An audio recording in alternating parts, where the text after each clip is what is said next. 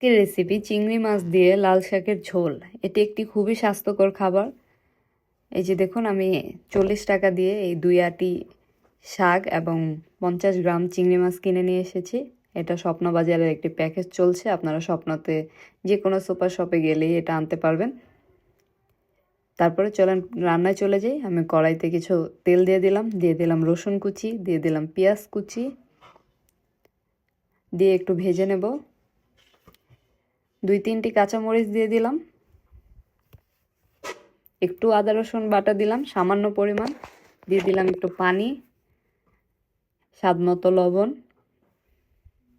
একটু হলুদ এবং একটু ধনিয়ার গুঁড়া দিয়ে একটু পানি দিয়ে এখানে ওই চিংড়ি মাছগুলো দিয়ে দিলাম।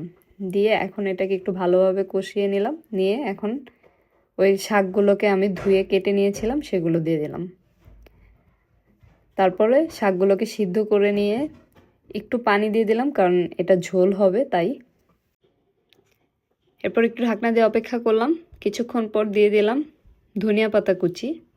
এটা একদম রান্নার শেষে দিতে হবে। দিয়ে একটু ভালোভাবে নাড়াচাড়া করে আরেকটু ঝোল শুকিয়ে রান্না করে নিলাম।